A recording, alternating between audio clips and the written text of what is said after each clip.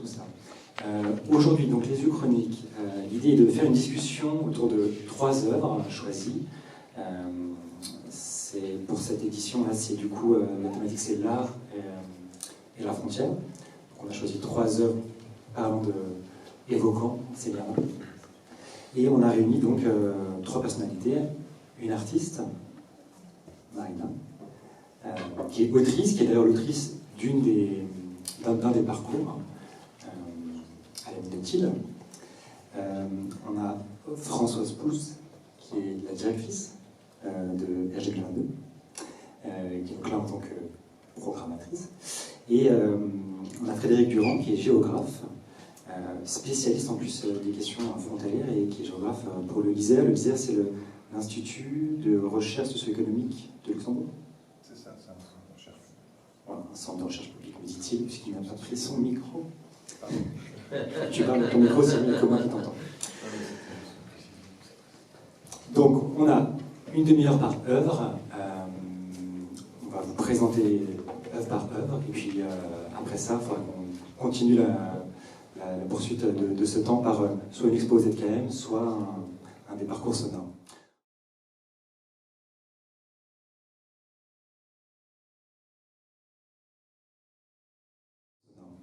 On commence tout de suite, du coup, avec This One Time There Were No Landmines, qui est une installation de Lawrence Abou Hamdan. Il est né en Jordanie, dans la communauté druze, et il travaille beaucoup à Beyrouth, et il est notamment un peu connu parce qu'il est lauréat du Turner Prize en Angleterre en 2019. Et puis c'est un plasticien britannique, et il a la particularité de disséquer le son et ses leurres dans des installations sonores qui ont des très grosses résonances politiques. Cette installation qu'on va voir juste après, c'est une vidéo en fait, on va vous la projeter. Il y a 8 écrans qui se font face, alors vous pouvez le voir dans la vidéo, mais il y en a 8. Et ça diffuse de manière aléatoire des enregistrements qui ont été capturés au téléphone en 2011 sur le plateau du Golan en Syrie. Je vous raconte le contexte parce que c'est vraiment très important. Dans cette portion de la terre qui a été annexée par Israël, il y a un territoire qu'on appelle la vallée des cris, parce qu'en fait, dans cette géographie-là, on peut s'entendre d'une frontière d'un côté à l'autre du plateau. Et c'est un endroit où les familles séparées depuis l'annexion de ce territoire par Israël viennent tous les ans pour l'anniversaire de la Nakba, qui est le grand traumatisme, la catastrophe de la guerre 48. Ils viennent se parler là pour commémorer ce jour-là. Et donc là, ça a été enregistré le 15 mai 2011. Et donc, je précise aussi que du coup, les sons qu'on va entendre proviennent d'enregistrements vidéo qui ont été faits côté israélien. Et du coup, je vous laisse écouter.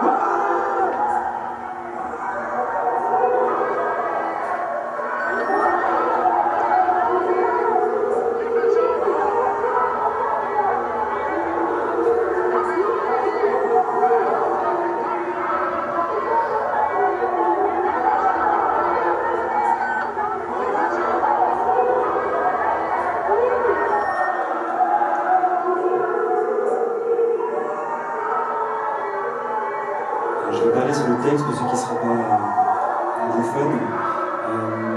En fait, cette année-là, sur le plateau du Golan, il y a des familles qui ont essayé de traverser. Et le côté israélien, les familles les ont exhortés à ne surtout pas traverser car il y a un champ de mines qui est là.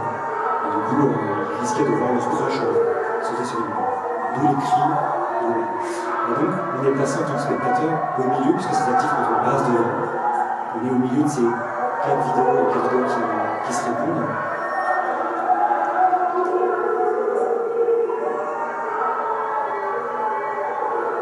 Le temps nous est compté, on va avancer. Je vais commencer avec toi, Frédéric. Ok, bonjour. Tout le monde m'entend? Donc c'était vraiment déjà par une œuvre assez forte.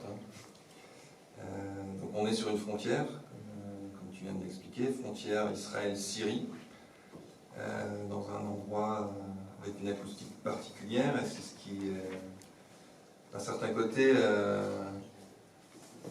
aimante les gens, enfin, en tout cas les Palestiniens, les familles palestiniennes qui ont été séparées. C'est un endroit qui les attire, qui viennent ici pour se parler, pour se voir, pour essayer d'échanger. Alors moi, ça me fait penser effectivement, on est sur une frontière plutôt dure, une frontière militarisée. Donc on est loin des frontières d'Europe occidentale qui sont complètement ouvertes et effacées. Là, on est sur des frontières vraiment dures. On est dans une zone avec de fortes tensions géopolitiques. Et derrière, pour moi, cette œuvre, il y a plusieurs choses. Premièrement, elle met en lumière, ou elle rappelle les différentes fonctions que peut avoir une frontière. Une frontière, elle peut avoir comme fonction de délimitation d'un territoire. Et dans ce cadre-là, on a donc une ligne qui sépare des États. Donc on a une ligne de souveraineté territoriale. Donc on a cette limite, elle a on va dire que c'est une limite signifiante politiquement. La frontière peut être un lieu aussi comme fonction, une fonction de démarcation. Donc la frontière, elle distingue des peuples. Donc on a derrière la frontière comme un marqueur identitaire fort. En fonction des territoires sur Terre, cette distinction peut être plus ou moins forte, peut être plus ou moins coupante, on va dire. Mais la frontière, une de ses fonctions, c'est justement de marquer des différentes identités de part et d'autre. Mais en même temps, on a la frontière comme un lieu de rencontre. Parce que sur cette frontière-là, des familles qui sont séparées, elles peuvent se rencontrer, même si elles ne peuvent pas forcément se toucher, etc. Elles peuvent se voir, elles peuvent, entre guillemets, discuter. On a entendu que c'était des cris, mais il y a une forme de communication qui s'installe. Autre fonction de la frontière, c'est que la frontière, c'est une construction. C'est pas quelque chose qui est naturel ou quelque chose comme ça. C'est une construction qui est imposée généralement ou décidée de commun accord avec des différents acteurs, des acteurs politiques ou des pouvoirs territoriaux. Mais il faut jamais l'oublier, hein, la frontière, c'est une construction politique, construction sociale. Autre chose avec cette œuvre, c'est qu'elle met en lumière ce qu'on peut appeler la dualité des frontières. Une frontière, souvent, on peut la voir comme quelque chose de duel. C'est une frontière ouverte, fermée. Elle peut être ouverte, elle peut être fermée à un certain moment. La frontière peut être perçue comme un mur, mais en même temps, c'est un lieu de passage. On peut y avoir aussi des métaphores. Il y en a qui parlent de la frontière comme d'une coupure. Donc ça coupe un territoire, ça coupe des populations. Mais aussi comme un moyen de faire de la couture. Donc, ils opposent couture du territoire. Donc il y a des choses qui peuvent se tisser de part et d'autre des frontières. Avec cet aspect duel de la frontière, c'est quelque chose qui est assez ancien. Parce que déjà dans la Rome antique, les Romains ils avaient un dieu qui s'appelait Janus. C'était pas un dieu grec, c'était vraiment un dieu romain, Janus. Et Janus, il avait deux visages. Un visage tourné vers le passé, un visage tourné vers le futur. C'est de là que vient le mot janvier aussi. Enfin, le mois de janvier, ça vient du dieu Janus. Et Janus, il y avait un temple à Rome, le temple de Janus. Et sa particularité, c'était qu'il était ouvert en temps de guerre et fermé en temps de paix. il a été souvent ouvert, ce temple. Donc dualité de la frontière. Autre élément aussi, c'est que pour les Israéliens, pour les Palestiniens aussi, mais d'une autre manière, la frontière, c'est... il y en a qui parlent d'un élément central, voire d'un concept central dans la vie même des Israéliens. La frontière, elle délimite un horizon. Et l'horizon des Israéliens, il est fini d'un certain côté. C'est la frontière qui marque la limite de cet horizon.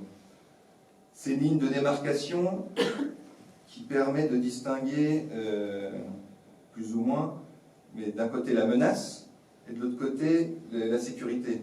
La frontière, elle permet plus ou moins d'apporter de la sécurité aux Israéliens.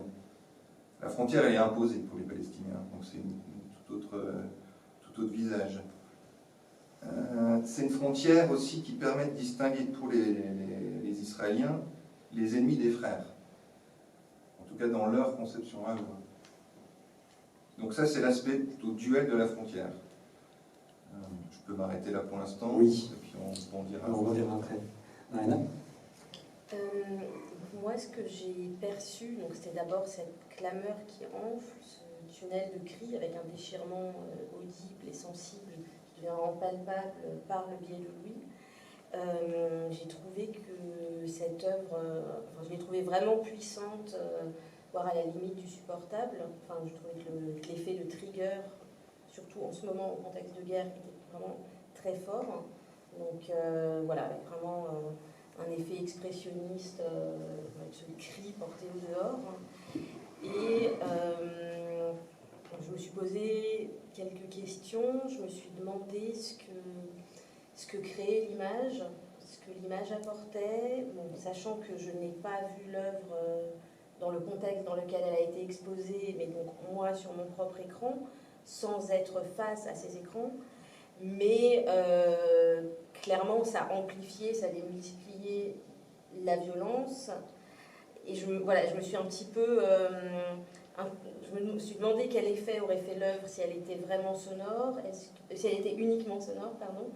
Si le son serait d'autant plus angoissant parce qu'il ouvrirait l'imaginaire, ou est-ce que c'est aussi la violence de l'image frontale et implacable qui rend la violence de l'œuvre aussi prégnante.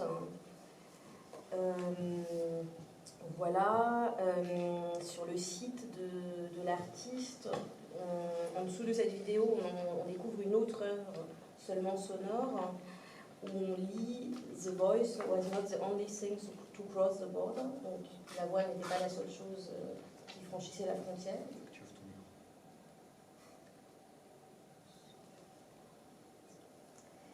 Donc on lit The voice was not the only thing to cross the border. La voix n'est pas la seule à franchir la frontière. Est-ce que vous m'avez entendu jusque-là? Ça allait? Oui. Pardon, je pensais l'avoir fait. Donc voilà, et donc ça pose la question de ce que notre voix devient lorsqu'elle passe une frontière, comment le passage d'une frontière peut distordre nos voix, nos corps, nos mots, comment le son peut se traduire aussi. Voilà, et puis c'est le sentiment d'un cri, pour le coup, qui est vraiment universel et extrêmement saisissant. Voilà, je continue, ou je garde pour plus tard. Tu peux un tout petit peu continuer. D'accord. Non, et sinon je me suis aussi interrogée en fait sur parce que si j'ai bien compris, il y a plusieurs strates temporelles qui sont juxtaposées dans cette œuvre. Alors c'est tout le même jour. C'est tout le même jour. Ouais, c'est vraiment ce 25 mai. D'accord. D'accord. Et il a récupéré du coup différentes vidéos de différentes personnes. D'accord. Il n'y a pas forcément une...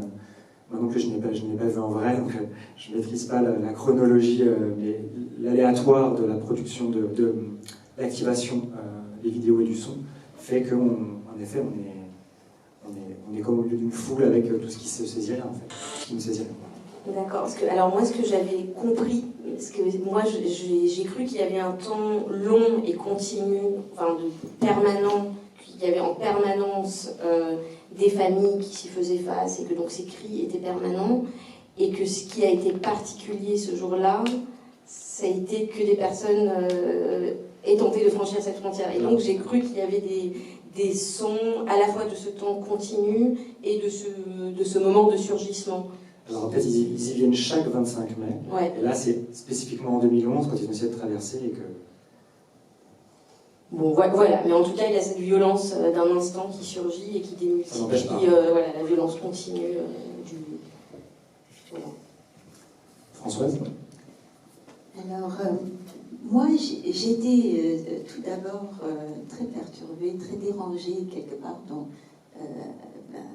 en regardant cette œuvre. Donc, je dois dire aussi que je l'ai d'abord regardé, j'ai regardé la vidéo avant de lire les explications parce que j'aime bien d'abord découvrir une œuvre et puis me poser des questions. Parce que j'ai trouvé que cette installation était complètement dérangeante, avec des écrans qui sont tout petits. Donc on se retrouve au milieu de cette salle, même si c'est par écran interposé. Des écrans tout petits, et puis on se sent loin de tout ce qu'on peut voir. Donc il y a une distance qui est créée entre ces deux côtés. Et puis on se demande ce qui concrètement, ce qui se passe. Et puis ensuite on réalise qu'il y a cette amplification des voix, des cris, et on se trouve en tant que visiteur de cet espace ou de public, de spectateurs, au milieu de cette situation qui est vraiment désespérante parce que c'est ce qu'on dit après, et donc on est tiraillé quelque part avec, rien que par cette installation, on est entre les frontières, et la frontière elle est restituée visuellement, parce qu'on l'a rendue toute petite, mais les cris sont très très forts et on se trouve au milieu de tout ça et on ne sait pas quoi faire. Donc on est là, on ne peut pas interagir, on n'a aucun moyen. Le seul moyen qu'on trouve, en fait, c'est donner une voix, une visibilité aussi, donc c'est par l'art à cette situation. Et donc je pense que c'est exactement ce que l'artiste, donc Abou Hamdan, il a voulu faire, et je pense qu'il a voulu nous mettre dans une situation d'inconfort, de nous confronter avec cette situation complètement horrible. Donc, et en même temps, le spectateur, il devient en quelque sorte le caisson de résonance de ce désespoir aussi. Et du coup, ça nous renvoie, on l'a dit, à une situation actuelle de guerre, mais plus généralement, à une situation de crise, de territoires très problématiques qui existent partout dans le monde. Et puis moi, ce que je me suis demandé, mais est-ce que l'art aujourd'hui peut être autre chose qu'engagé, parce que c'est une œuvre artistique très engagée. Hamdan, donc il milite du côté des droits de l'homme, et donc voilà, c'est cette question qui se pose aussi. Est-ce que qu'est-ce qui est l'art contemporain aujourd'hui? C'est sûr que l'art n'existe et n'a jamais existé dans un vide, mais pour moi cela devient une affaire très urgente, de laquelle aussi les artistes s'emparent pour donner une voix à des personnes qui n'en ont pas. D'un autre côté, moi, ce qui m'intéresse, c'est Hamdan, il s'intéresse beaucoup au son, le son dans l'art, et forcément, aussi lui. On produit des sons, on les entend avec nos oreilles. Et dans la tradition artistique que nous connaissons, en fait, le sens premier est la vue. Donc, en général, c'est la vue qu'on sollicite. Le son, lui, est beaucoup moins fréquent, même s'il y a des sound art. Nous sommes aujourd'hui avec In the Field dans un contexte de son.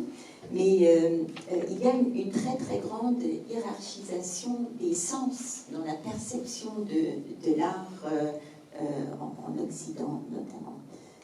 Et donc se concentrer sur le son et sur lui est donc pour moi presque aussi un franchissement d'une frontière. Donc il essaie en fait d'élargir, de percer des canons, d'aller outre le visuel et d'engager aussi le visiteur autrement, ou de montrer en fait que le visiteur est autrement engagé que par la seule vue. Et ça aussi pour moi en général c'est quelque chose qui est très important, c'est de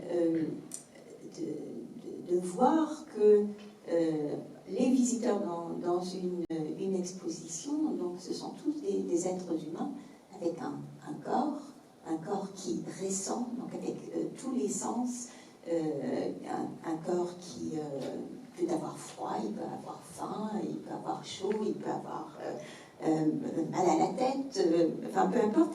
Mais ça aussi pour moi ça apporte une dimension en fait sur la perception des œuvres d'art dans nos sociétés et qui nous fait prendre connaissance que c'est tout un corps qui est à l'écoute en fait de cette œuvre d'art. Vas-y, je vous laisse continuer. Je vous laisse rebondir. Ouais, alors moi je vais rebondir sur ce que vous avez dit là, toutes les deux.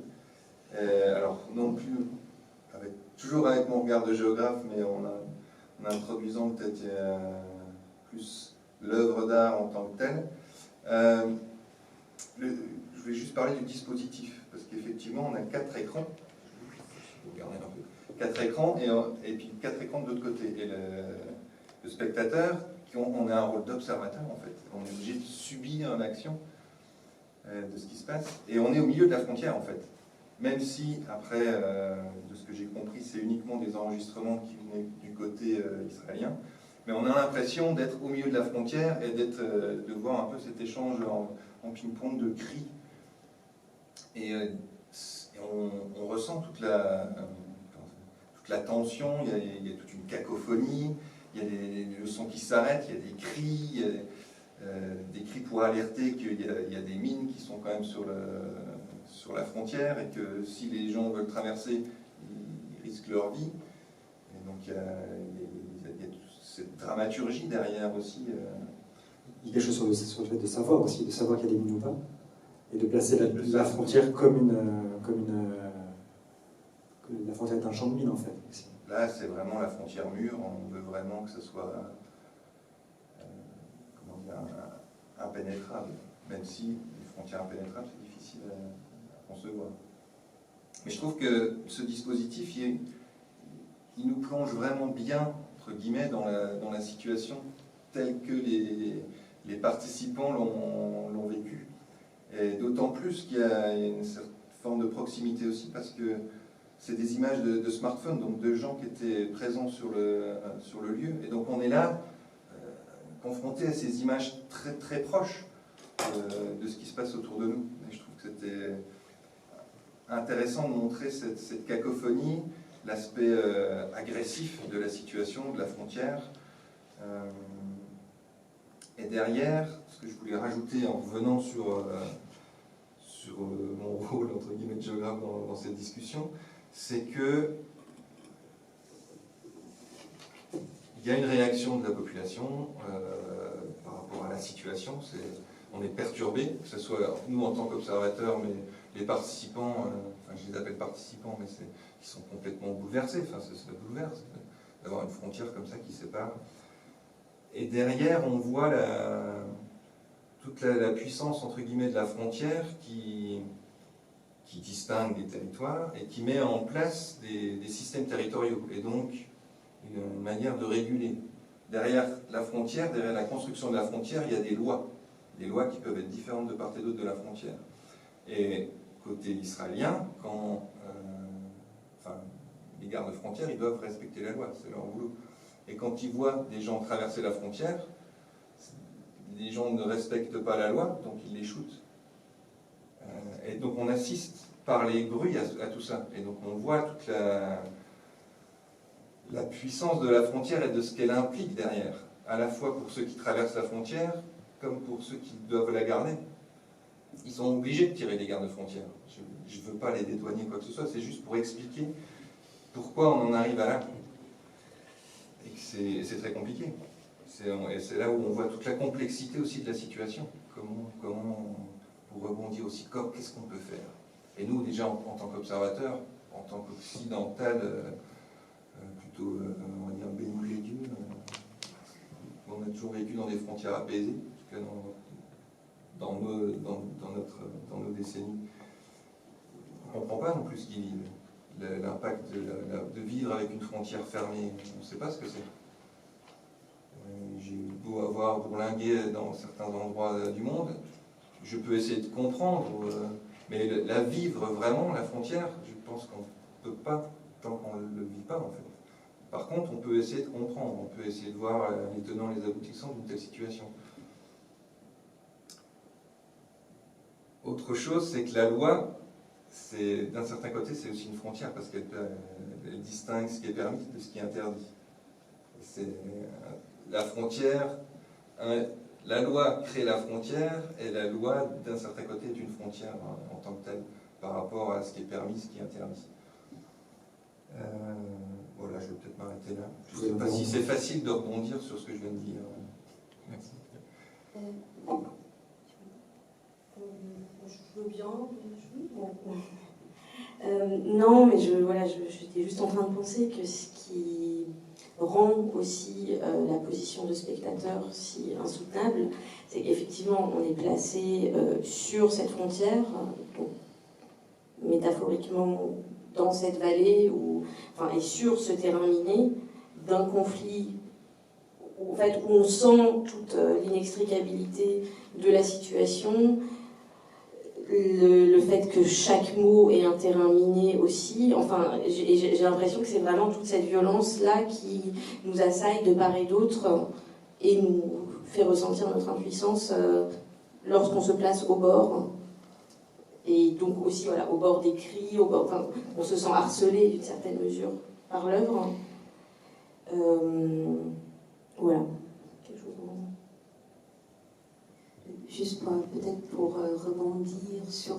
je pense que là on est tous très d'accord, c'est sur la pertinence en fait de cette œuvre, aussi dans son installation, la manière dont elle est installée dans l'espace, ce qu'elle veut discuter, ce qu'elle provoque aussi comme réaction. Et voilà, donc je trouve... ce cheminement, pour moi personnellement, de cette perturbation pour arriver à reconnaître la pertinence, je pense que c'est aussi un cheminement qui peut être intéressant, d'avoir d'abord beaucoup de questions et de trouver des réponses en creusant. Donc c'est aussi en ne s'arrêtant pas juste à l'image ou à la vidéo. Peut-être juste encore... pour revenir en fait au fait que ce sont des images prises, des vidéos prises par des téléphones portables de personnes privées qui étaient toutes là, donc les participants, et ce sont des membres de famille, et on pourrait presque dire que ce sont des films de famille qu'ils ont pris sur leur téléphone pour avoir un souvenir, avoir un souvenir du moment où ils ont pu voir cette autre partie de leur famille. Donc c'est vrai, ça peut être un peu loin, mais moi pour le fait que ce sont des objets privés, des documents privés aussi jouent beaucoup dans cette installation. On va rester là-dessus parce qu'il faut qu'on avance, je suis désolé. Il faut qu'on avance.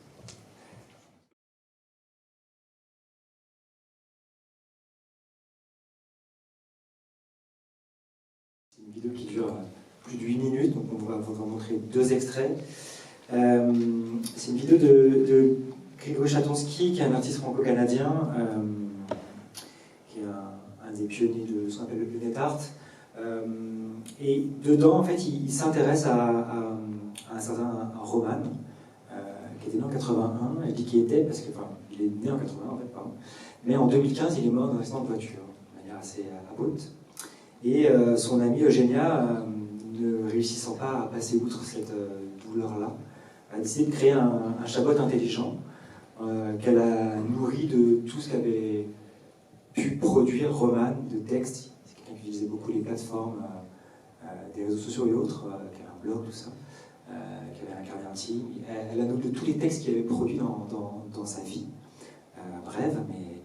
Et du coup, grâce à une IA, un logiciel qu'elle a développé, du coup, on peut échanger en fait avec lui. Alors, toute ressemblance avec un épisode de Black Mirror n'est pas fortuite, comme quoi c'est pas forcément Netflix qui est pionnier, c'est bien de le dire.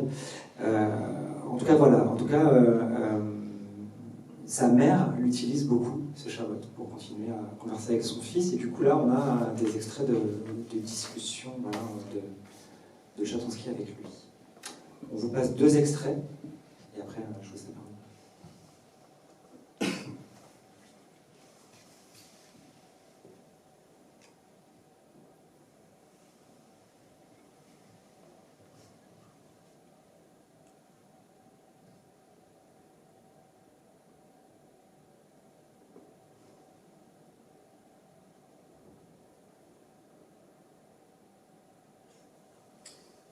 Ouais, Daniel.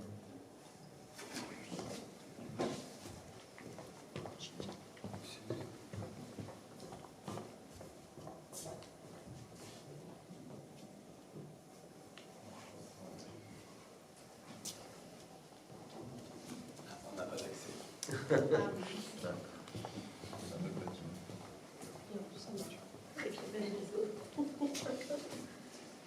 Sinon, mais la deuxième peut-être. Peut-être que en pas plein écran, on verra mieux.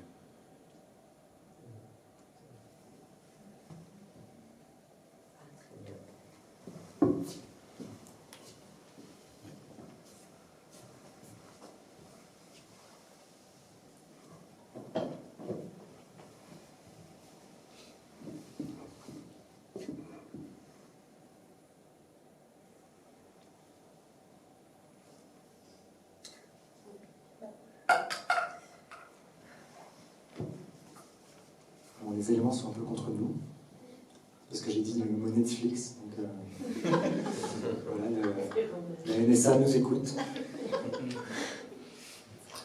Bon, en tout cas, vous avez compris le principe. Vous aurez à la sortie, sur la petite table qui est là-bas, la liste des heures avec des œuvres complémentaires à cette chronique, en plus, qui auraient pu être dans la sélection d'aujourd'hui. Vous irez la voir, elle dure 8 minutes. Voilà.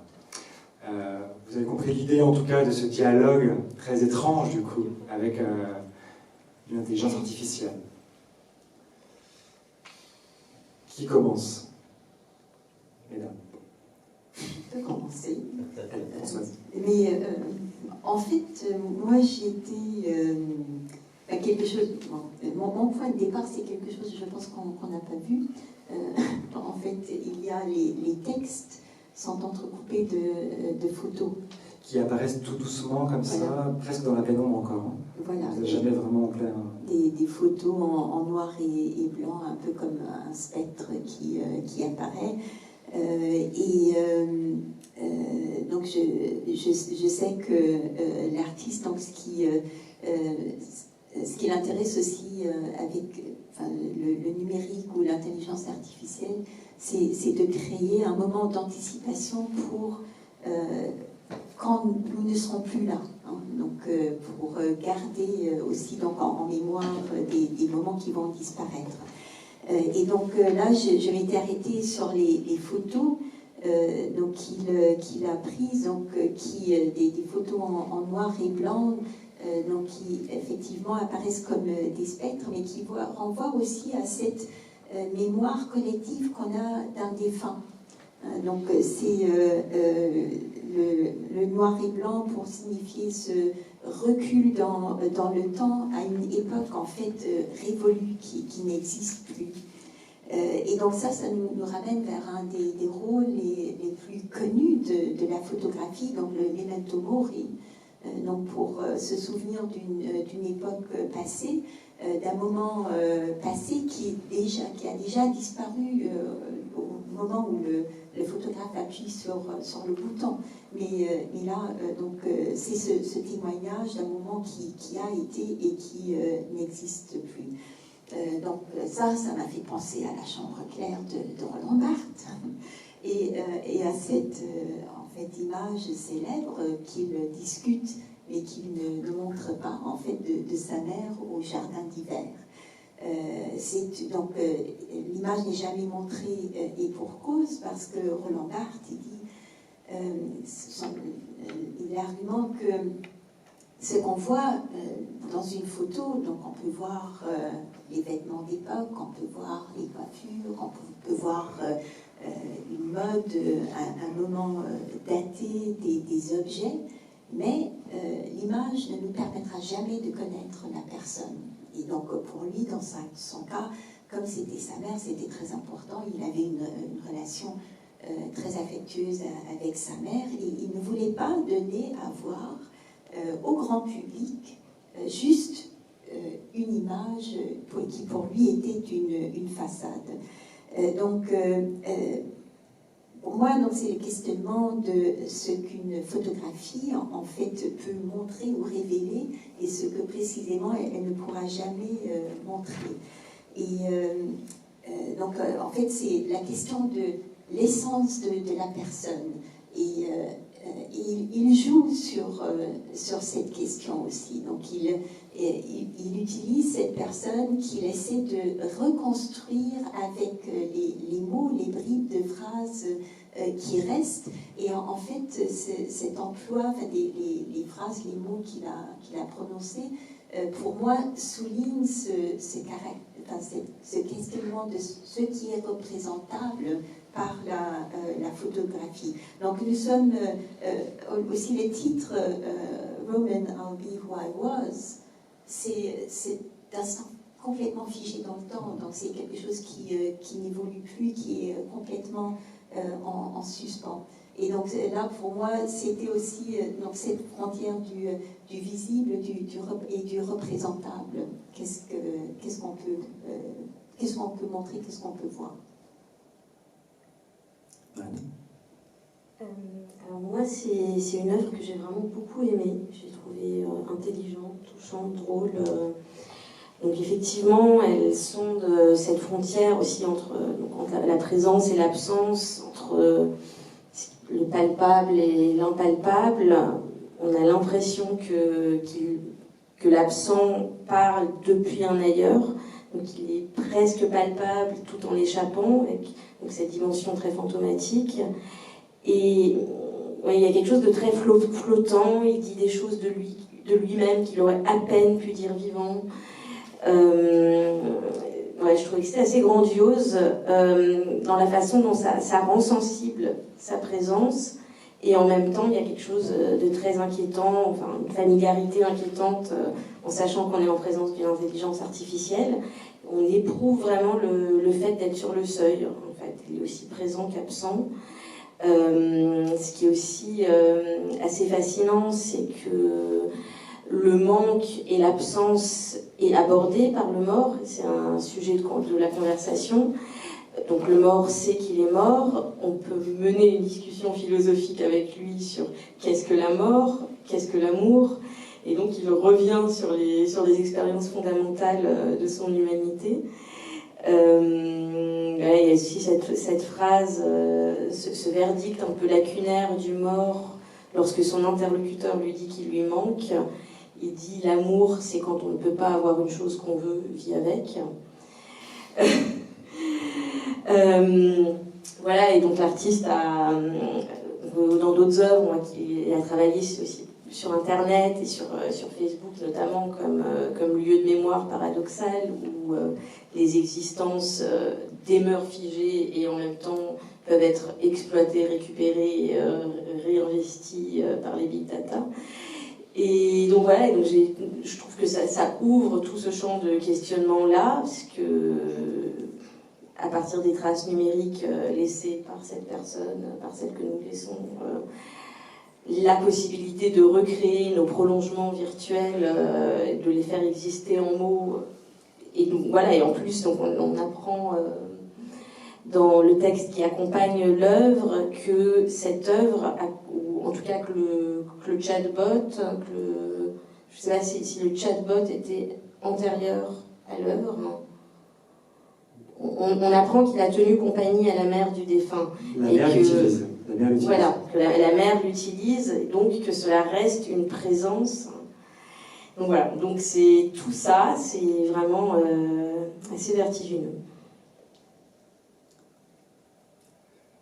Et alors moi aussi, j'ai trouvé que c'était plutôt intéressant.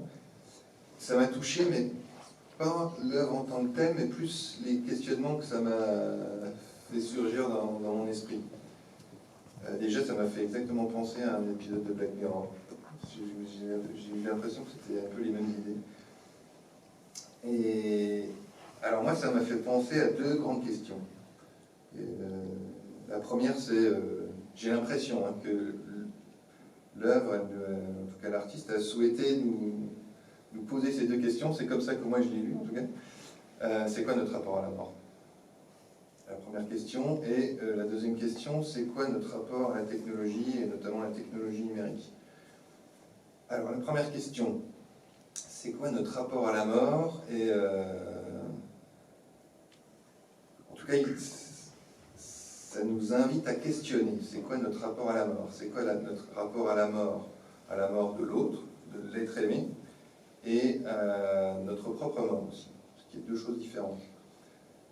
Donc je trouve que c'est intéressant comme question. Est-ce qu'on peut se préparer à la mort? Est-ce qu'on peut se préparer à la mort de l'autre, de celui qu'on aime? J'aurais envie de te dire même la finitude, du coup.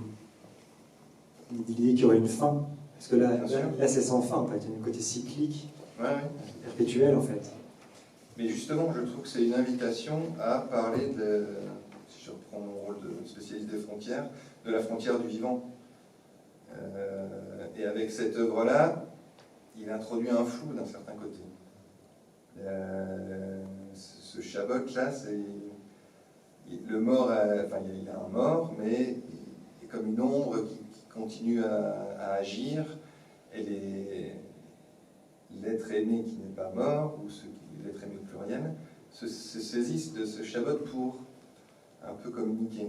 Donc pour moi, il y avait cette question de notre rapport à la mort, le rapport à la mort de l'être aimé. Et je trouvais que ça pose aussi des questions à comment notre société intègre ce questionnement-là. J'ai l'impression qu'on rejette cette question. On ne veut pas se poser cette question. Et par rapport à notre rapport à la technologie numérique, c'est... avec les technologies numériques, il y a toujours un côté ultra séduisant. Ça va faciliter des choses, ça permet de faire des choses qu'on ne pouvait pas faire avant. Et de l'autre côté, je trouve que, en tout cas chez moi, ça fait attention, alerte.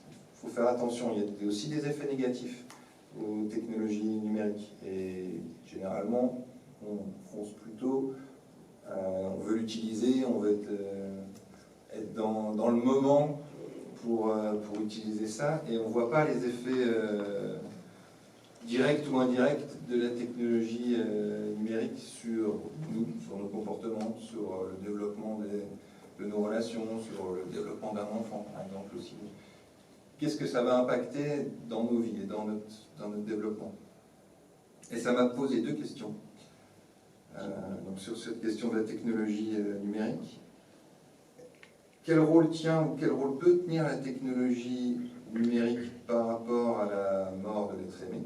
Et on voit dans l'œuvre qu'on pourrait imaginer l'utilisation de la technologie numérique comme une espèce de thérapie pour justement essayer d'adoucir ou la mort de l'être aimé.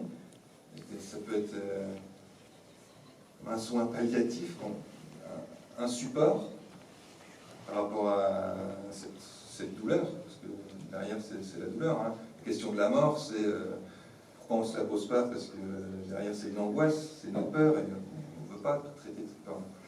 Et donc on peut voir la technologie numérique comme une thérapie, ou voir quel est le rôle par rapport à notre relation à la mort. Et de l'autre, est-ce que justement l'artiste ne veut pas pointer du doigt le fait que on se trompe et l'utilisation de la technologie numérique est une illusion, ou nous enferme dans cette illusion. Ça veut dire l'illusion que la mort n'existe pas, ou que la mort est là sans être là, et il y a une espèce de déni de la situation. Et donc, d'un certain côté, on n'affronte pas la réalité réelle de la vie. Voilà, la vie est finitude, sauf qu'on ne l'accepte pas. L'œuvre propose aussi quelque chose d'intéressant sur l'idée de la mémoire, en fait. C'est-à-dire que là, il y a quelque chose de complètement factice, et que c'est une intelligence artificielle qui nous rebalance, parce qu'elle est programmée de telle manière, des phrases ou des mots ou des types de vocabulaire qu'il utilisait. Mais du coup, c'est complètement factice. Mais la mémoire est factice. La mémoire est un mensonge construit par nos psychés pour nous aider à vivre ou pour nous aider à donner du sens, etc. Mais du coup, l'œuvre, quelque part, en pointant ça, repointe aussi, enfin, moi, me raconte aussi ça, en fait. Et donc, c'est peut-être pas plus idiot que le souvenir que j'en ai, en fait, qui est lui-même une reconstruction, qui évolue dans le temps, et qui est elle-même loin de ce qu'est la réalité, si elle existe. Oui, voilà, je pense que la photographie, enfin les souvenirs photographiques, allaient toujours dans le même sens. Donc, de ce point de vue-là, ce rajout de textes écrits ou mis ensemble par une intelligence artificielle n'est qu'un prolongement d'un média qui existe déjà depuis longtemps et qui a toujours été utilisé dans cette perspective de garder un souvenir. Et même s'il ne correspond pas, les photos ne correspondent rarement, surtout les photos de famille, ne correspondent jamais à la réalité de la vie. Donc c'est aussi une image idéalisée. On se fait prendre en photo à des moments où on va bien. Et donc là, ça prolonge en fait, une technologie en prolonge une autre, en fait. Pour moi, c'est ça. J'ai l'impression, excusez-moi, que ça va même un peu plus loin. Parce qu'effectivement, les photos, il y avait l'aspect souvenir, comme vous l'avez dit. Effectivement, on s'en sert aussi parce qu'on aime bien. On repense au grand-père ou on repense à des personnes qu'on a perdues comme ça. Mais là, j'ai l'impression que c'est un cran au-dessus. Parce qu'il y a un usage quasi régulier où...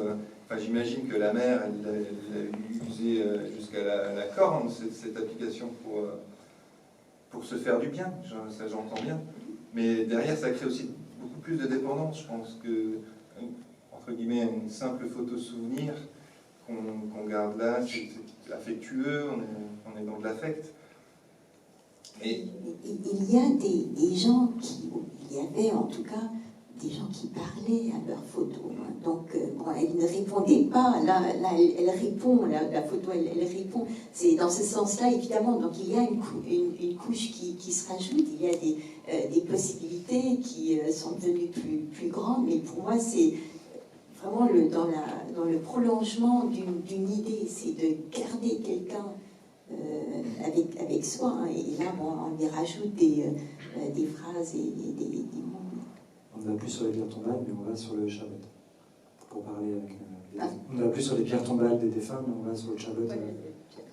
Et en même temps, j'ai l'impression que ce qui est aussi vraiment propre à notre époque et au brouillage qui est induit par la technologie, c'est que à la fois aujourd'hui, on interagit autant avec des présences corporelles qu'avec des présences virtuelles.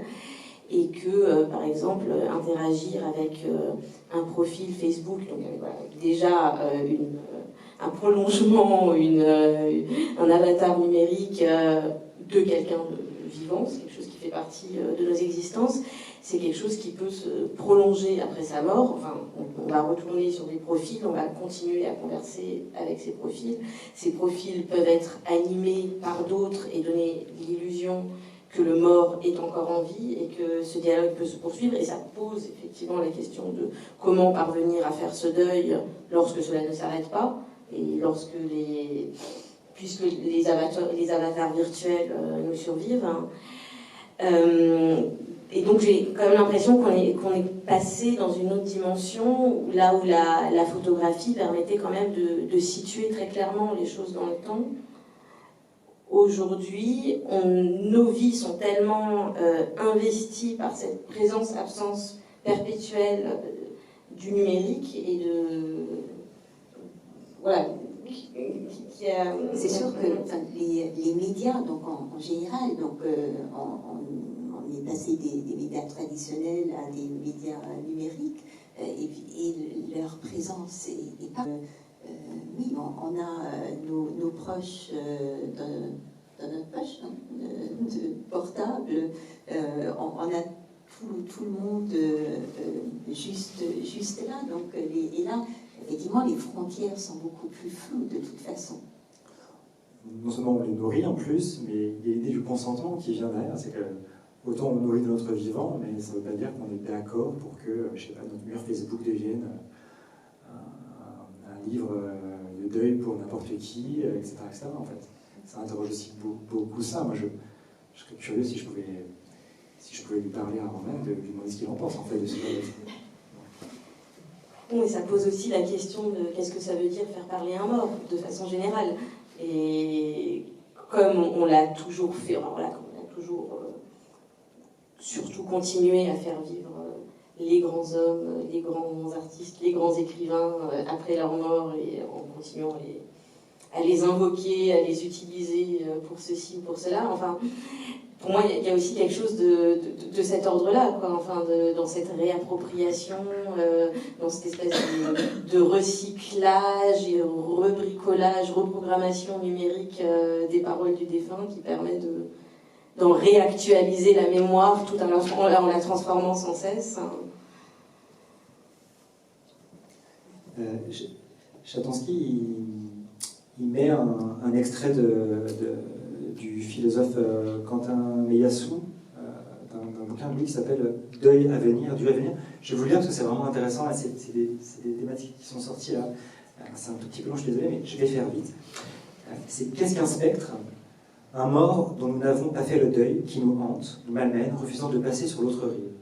Là où les défunts nous accompagnent d'assez loin pour que nous puissions vivre notre propre vie sans les oublier, mais aussi sans mourir leur propre mort, sans être le captif recommencé de leurs derniers instants. Qu'est-ce qu'un spectre devenu spectre essentiel, spectre par excellence? Un mort dont la mort fut telle que nous ne pouvons en faire le deuil. Un mort dont la mort fut telle que nous ne pouvons en faire le deuil. Et je trouve qu'en effet, cette idée de la présence spectrale et de cette impossibilité de faire le deuil, elle est au cœur de cette œuvre et du coup presque de nos vies en question en fait. Donc on ne se pose plus la question est-ce qu'on va être incinéré, est-ce qu'on va être enterré, ou est-ce qu'on a les liaisons de corps à la science, mais qu'est-ce qu'on va faire de ce qu'on laisse notamment comme trace du coup, puisqu'on sait que les autres pourront l'utiliser comme là. Le spectre, c'est qui le crée? Et en même temps, il y a cette ambivalence, cette binarité de la technologie que tu abordais tout à l'heure. Je trouve qu'elle est aussi très sensible dans cette œuvre. Enfin, pour moi, il y a une énorme tendresse en fait, qui se dégage de cette œuvre. Et en même temps, cette violence de savoir que cette existence, que cette vie est devenue une machine reprogrammée. Et c'est très simultané, c'est très ambivalent pour moi, entre la tendresse et la violence. Je vous propose de passer à la dernière, comme ça on est dans les temps. Je ne me ferai pas taper sur les doigts.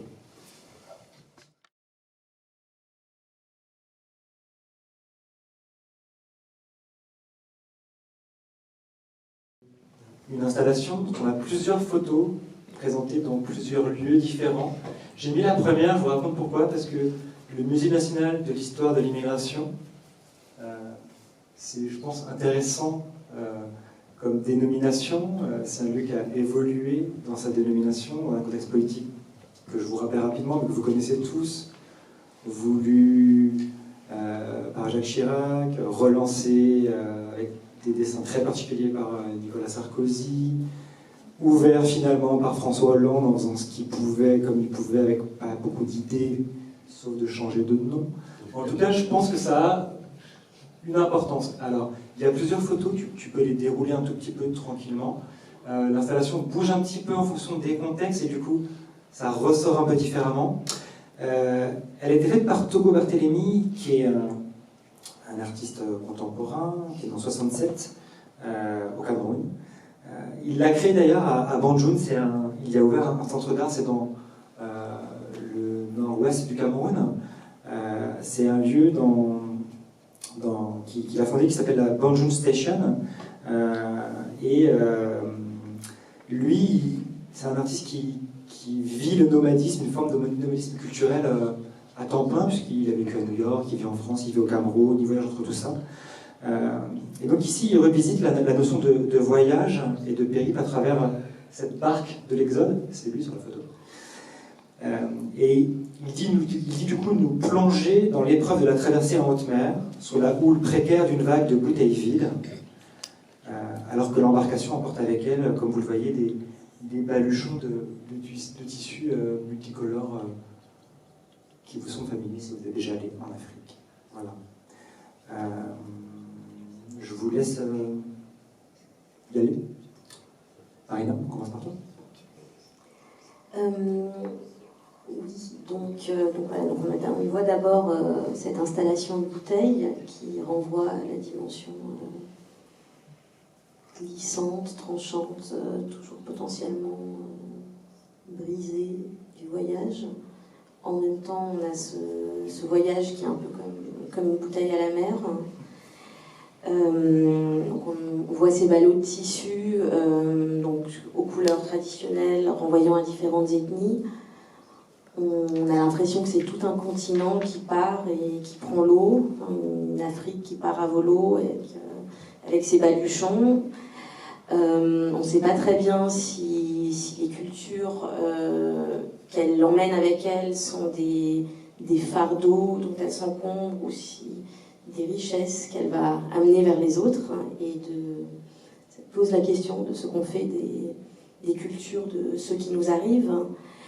On a aussi, on a l'impression de voir un voyage colonial à l'envers en fait, et riche de ses cultures, mais qui ne part pas conquérir, missionner, évangéliser le continent européen. Voilà, donc c'est un voyage de l'exil qui est un voyage de la bicoque, opposé au voyage du navire colonial, des grands vaisseaux à bord desquels les Européens partaient découvrir le Nouveau Monde. Voilà, donc c'est une œuvre hautement symbolique. J'ai l'impression que chaque élément qui la compose comporte une charge allégorique, symbolique, puissante. Voilà. Avant de te donner la parole, Frédéric, je précise que ces tissus en wax, en fait, la wax, les motifs sont peut-être africains, mais ils sont tous faits en Hollande. Donc, mon père est né au Cameroun. Je m'appelle Thomas à cause de Thomas Sankara. Et il avait essayé, Thomas Sankara, en fait, de faire habiller tous les gens de son pays par du tissage de son pays, le pays des hommes intègres. Et malheureusement, c'est très très compliqué. Aujourd'hui encore, il y a des tissus africains, mais beaucoup sont encore faits dans les anciens pays coloniaux. Merci de me donner la parole. Moi, cette œuvre, elle me fait penser qu'on peut la voir, l'analyser ou y réfléchir sous trois angles. Il y a l'angle de l'exilé, qu'on imagine sur le bateau, là-bas. Il y a l'angle de celui qui accueille l'exilé. Et il y a l'angle de la traversée. Alors, je ne vais pas revenir sur je ne vais pas insister sur l'angle de l'exilé, puisque tu en as un petit peu parlé. Dans sa vidéo, l'artiste met la focale vraiment là-dessus. Et peut-être que tu vas en parler aussi tout à l'heure. Moi, je voulais mettre plutôt l'accent sur les deux autres aspects. Donc, l'accueil, celui qui a, en tout cas le pays qui va accueillir l'exilé, le réfugié, le migrant. Il y a différents vocables pour parler de ces nomades, d'un certain côté. Et moi, ça m'a fait penser à la frontière nord-sud, et notamment à la frontière entre l'Europe et les pays du Sud, que ce soit l'Afrique ou l'Asie Proche-Orient, on va dire. Et ça m'a fait penser, enfin ça m'a fait réfléchir à la politique européenne par rapport aux flux migratoires. Alors, et j'ai essayé de réfléchir un peu sur cette question-là. Et première chose, cette politique européenne, elle crée une distinction entre, d'un côté, il y a les ressortissants de l'Union européenne et il y a les autres. Tout le monde ne peut pas rentrer facilement dans l'espace européen. Et alors, quelles sont les règles du jeu? Et ça a évolué dans l'histoire. Et derrière, il y a eu une production de discours politiques qu'on pourrait même appeler des fictions. Et il y a eu donc différentes fictions dans le temps. Il y a eu Du storytelling? Pardon? Du storytelling, des narratifs? C'est narratif, mais même dans la fiction, ça ne correspond pas à la réalité où on se ment. Il y a aussi de ça dans le mot fiction. Mais il y a eu une première fiction liée à ce qu'on a appelé la fiction de l'immigration économique. Donc l'Europe faisait venir... J'ai un chaton ski dans la gorge, pardon. Donc on faisait venir, j'ai dit on parce que c'est les Européens, faisaient venir des travailleurs. Ça a duré jusqu'à la crise pétrolière en 1973. On faisait venir des travailleurs pour faire le boulot en Europe. Donc il y a eu cette fiction. Après, il y a eu la fiction, radicalement, c'était l'immigration zéro. Il fallait aucune immigration. Et là, on est plus sur une fiction, alors comment ils ont appelé ça? C'est l'immigration choisie. On est dans l'immigration choisie. Donc derrière, il y a toute une instrumentalisation de la frontière, mais une mise en place de dispositifs pour justement mettre en place cette stratégie. Et ce que j'appelais fiction, derrière, il y a des stratégies. C'est bien réel. Et donc, il y a un effet régulateur. On va réguler le passage de la frontière. Et je reste toujours déjà sur le point de vue de l'accueillant. Et pour finir sur ce point, moi ça me fait penser à ce qu'on a appelé la crise des migrants à partir de 2015. Mais moi je trouve que c'est pas du tout, on se trompe, c'est pas du tout la crise des migrants. C'est la crise de l'accueil des migrants. En fait, d'un certain côté, on retourne dans le mauvais sens le problème. Et après, je peux laisser la main, je reviendrai sur mon troisième angle plus tard. Oui, je peux peut-être juste rebondir là-dessus, parce que je pense que le choix du mot exil n'a pas été innocent, parce que l'exil, s'exiler veut dire couper les ponts. Les frontières sont définitivement fermées, le retour en général est du moins très peu probable. Donc les gens qui s'embarquent pour venir par la Méditerranée vers la forteresse d'Europe, souvent ils ne peuvent plus rentrer chez eux. Peut-être d'un côté ils n'auront plus d'argent de rentrer, mais aussi c'est très problématique pour un migrant de rentrer chez lui. C'est souvent à moins de retourner en ayant fait sa vie ailleurs et pouvoir montrer les richesses qu'on a pu accumuler ailleurs. Et donc ça c'est comment dire, c'est l'image trompeuse que suivent beaucoup de migrants aussi. Donc à moins de vraiment d'avoir réussi ailleurs et de pouvoir le montrer à la maison, c'est la honte de rentrer et d'admettre un échec. Donc les gens, donc c'est plutôt un exil, une étape définitive ou du moins un pont qui est coupé. C'est comme ça que moi j'interprète en tout cas le choix du titre, donc qui pour moi n'est pas innocent et qui a peut-être moins d'espoir que cet assemblage très colorié d'un autre côté le laisserait supposer. J'avais aussi cette idée des bouteilles, la bouteille à la mer.